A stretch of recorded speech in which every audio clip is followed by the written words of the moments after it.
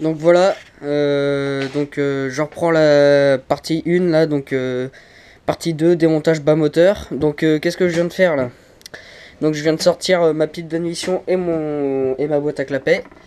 Donc pour ceux qui n'ont jamais vu, donc voilà la pipe d'admission Polini. Donc ça c'est celle en diamètre 15. Il n'y avait aucune fuite apparente. Donc ça c'est la boîte à clapet qu'ils fournissent lorsque l'on achète les carters.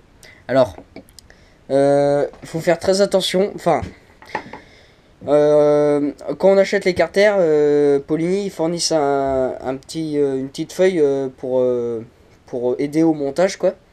Pour ceux qui connaissent pas. Le sens de la boîte à clapet, elle a une importance. Faut qu'elle soit comme ça. En fait, la partie, vous voyez, il y a une partie qui est plus haute ici là que là. Il y a plus de distance entre le bas et ici que là. Cette partie là, elle doit être en haut en fait. Les clapets doivent être comme ça dans les carters. Voilà. Et pas dans l'autre sens. Ils insistent bien, ils marquent ça en gras sur leur petite feuille là.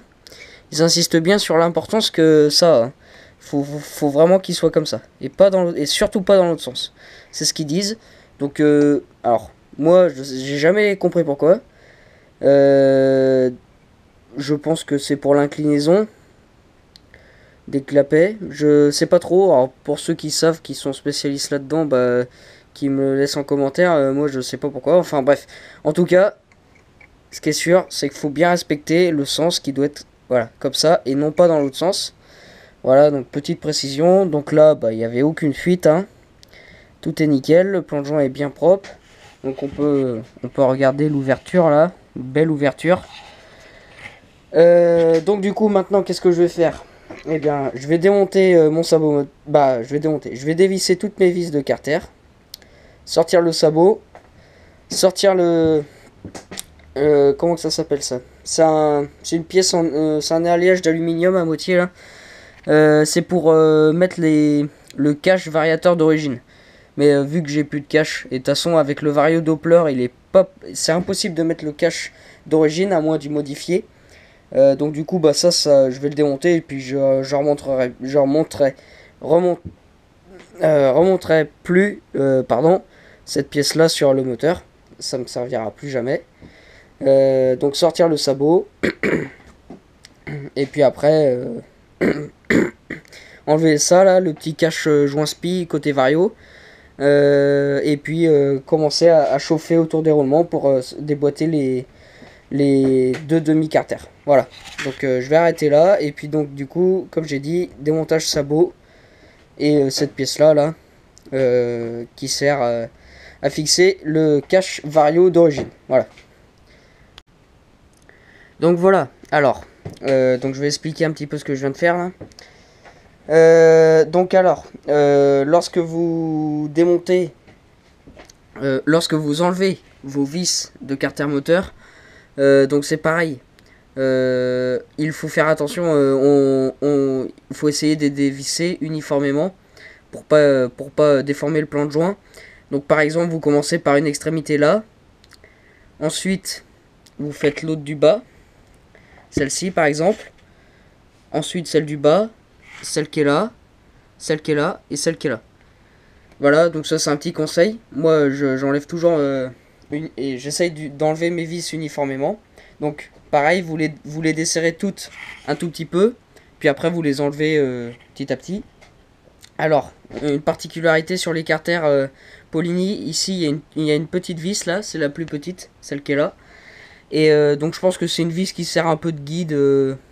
Je sais pas trop d'ailleurs pourquoi je pense que c'est peut-être soit pour guider ou soit pour plus avoir plus de portée sur les plans de joint quoi. Parce que la dernière vis autrement elle est là. Donc c'est pour mieux pour encore rendre plus étanches les carters. Donc ensuite une fois que vous avez fait ça, vous enlevez votre sabot moteur. Il vient normalement en glissant un petit peu. C'est pareil, ouais. Pour la pipe d'admission, faut desserrer en croix, comme une culasse. Voilà. Ensuite, lorsque vous avez fait ça, Vos carters sont prêts à être enlevés. Donc là, bah, ce que je viens de faire, je viens de forcer un peu sur les goujons là, gentiment, histoire de décoller les deux demi-carters. Donc comme on voit là, ils sont décollés. Donc maintenant, pour les enlever, moi, la technique que j'utilise, c'est je chauffe avec une petite lampe à souder, que je vais vous faire voir. Voilà, donc une lampe à souder comme celle-ci là. Ça coûte une vingtaine d'euros, il me semble. Dans les magasins de bricolage, il y en a. Donc une petite lampe à souder. Vous chauffez gentiment autour des roulements, donc de chaque côté, côté vario, côté allumage, pendant 5 minutes, au moins de chaque côté. Et ça va dilater l'aluminium. Et du coup, eh bien, qu'est-ce que ça va faire? Vu que l'aluminium va se dilater, les carters vont sortir tout seuls. Bien sûr, les joints spi vont sûrement brûler pendant cette intervention. Alors à chaque fois vous démontez vos carters, vous changez vos joints spi automatiquement, hein. Ça sert à rien de récupérer des bouts de chandelle. Des joints spi c'est pareil, ça coûte 1 ou 2 euros. Faut pas se faire chier à récupérer au remontage, hein. Vous les mettez à la poubelle directement. Voilà, hein, c'est tout. Donc je vais faire ça, je vais chauffer 5 minutes de chaque côté, les décoller. Et ensuite on aura notre vilebrequin avec les roulements normalement qui seront dessus. Ça peut arriver des fois que les roulements restent plutôt dans le carter. Donc du coup faut continuer à chauffer le carter et avec un tube vous tapez un coup sec sur le roulement avec un petit maillet et ils sortiront. Voilà, donc je vais m'arrêter là pour le moment et puis je vais reprendre quand tout sera démonté. Voilà. Donc voilà, le démontage moteur est terminé. Alors, comme j'ai dit, j'ai chauffé 5 minutes de chaque côté avec ma petite lampe à souder. Le vilebrequin est tombé. Les roulements sont restés sur le vilebrequin, sauf celui côté vario. Il est presque sorti en même temps que j'ai sorti le carter. Alors ça, c'est souvent signe que le roulement agrippe moins bien qu'au premier jour sur le vilebrequin. Donc ça fait partie de l'usure d'un vilebrequin aussi. Les roulements qui agrippent plus dessus. J'ai déjà eu le cas sur un vilebrequin. C'était sur une Vogue, donc sans vario, donc vilebrequin plus court. Et côté allumage, il me semble que c'était côté allumage. Le roulement en fait à froid, hein.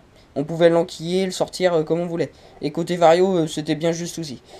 Donc ça peut arriver, ça c'est l'usure aussi, hein. C'est souvent dû à un roulement qui tourne sur lui-même.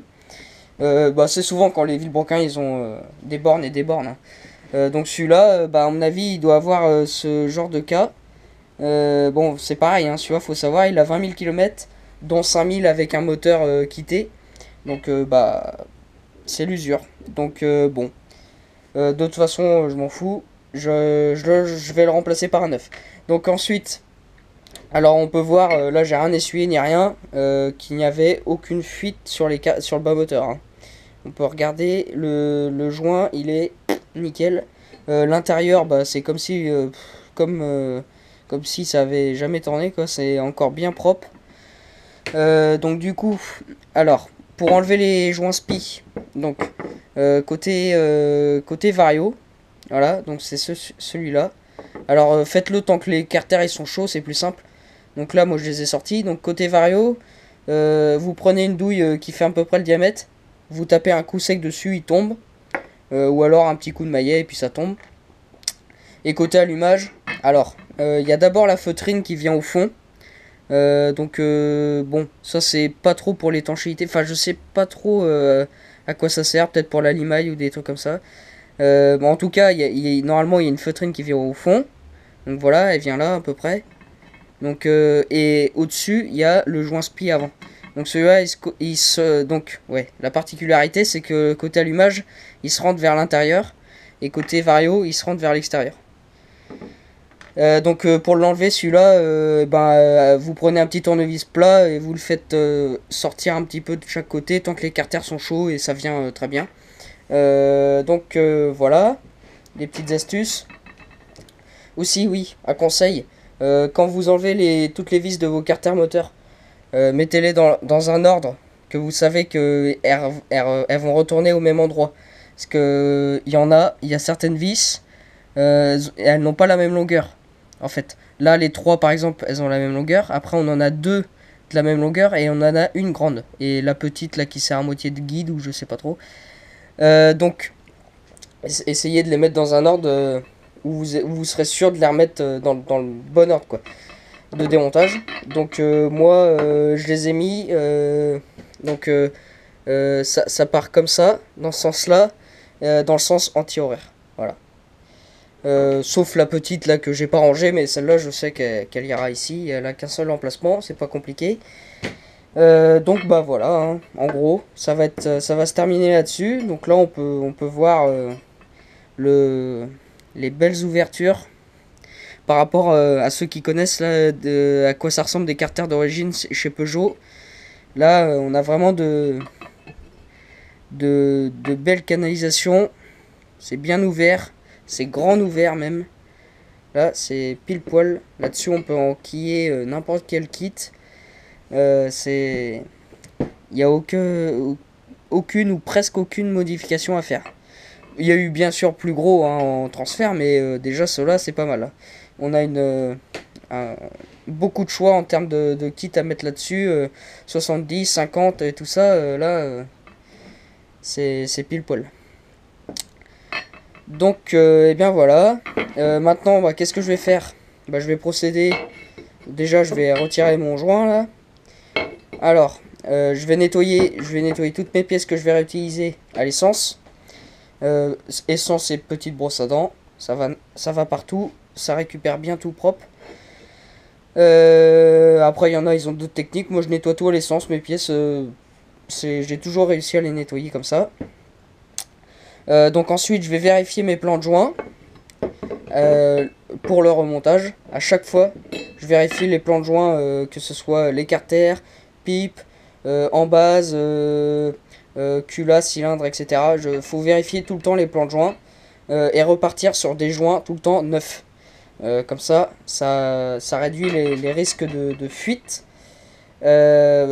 Si vos plans de joint sont tous bons et que les joints sont tous neufs, y a pas, normalement il n'y a pas de souci à avoir. Voilà.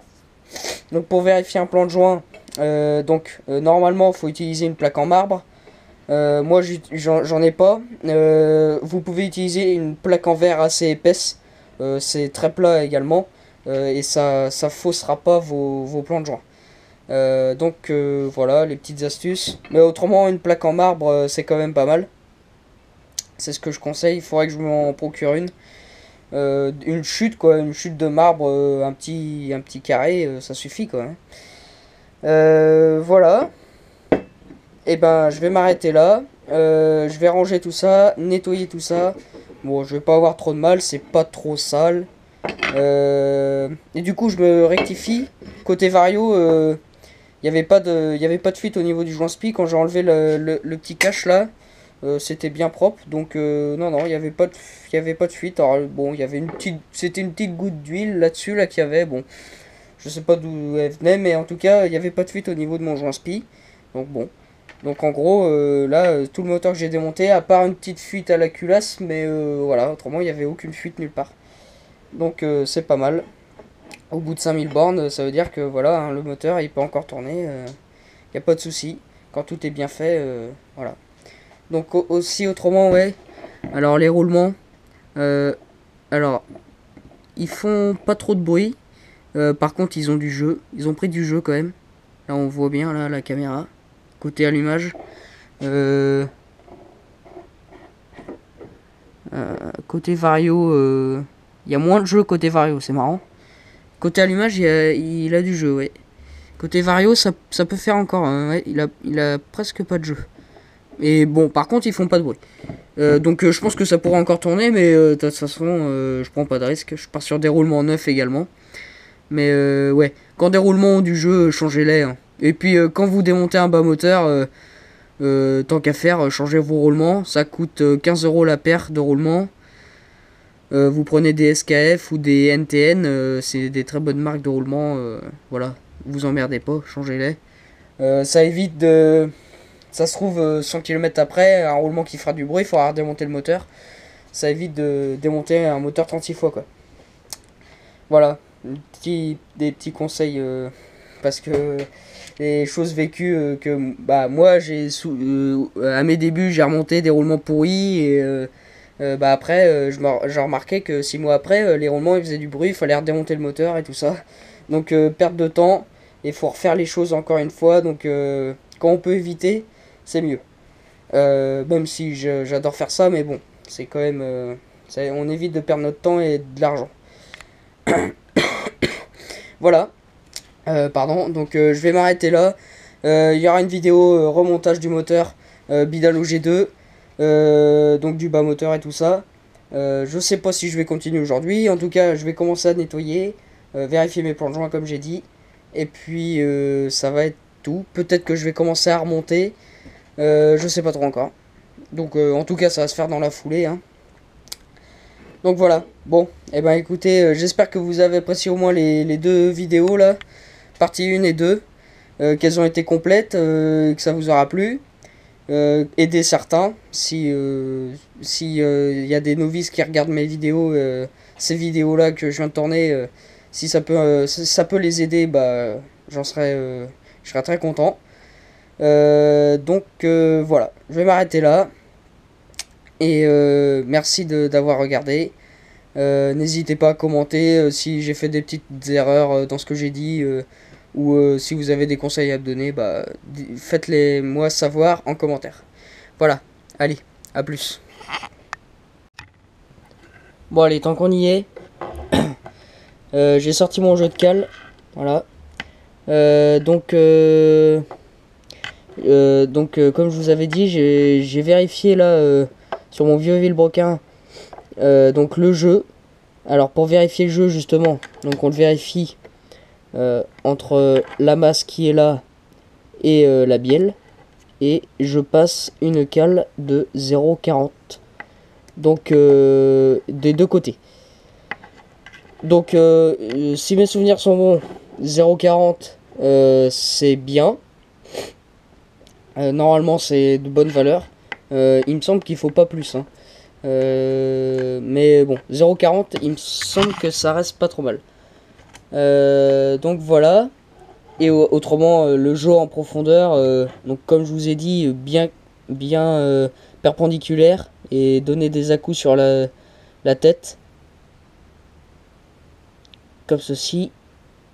On n'a pas de jeu, donc ça c'est pour ceux qui n'ont pas de comparateur, parce qu'autrement ça se vérifie au comparateur, c'est pas mal. Mais bon, de toute façon, le jour où vous sentez du jeu dans un vilebrequin en profondeur, vous arrêtez tout de suite et vous en achetez un neuf hein, ou un autre. Voilà. Donc ça, c'est des petites astuces pour ceux qui n'ont pas forcément le matériel comme moi. Autrement, là, je vais m'arrêter là pour l'instant. Je vais peut-être reprendre la vidéo pour vérifier un jeu à la coupe de segment. Pour ceux qui connaissent pas trop. Je vais expliquer ça tout à l'heure, mais c'est de petites astuces et c'est bien pratique et c'est facile à faire et ça peut éviter de serrer un moteur par exemple qui est neuf. Voilà. Donc je vais m'arrêter là et je vais sûrement reprendre là-dessus. Ça peut peut-être en intéresser plus d'un.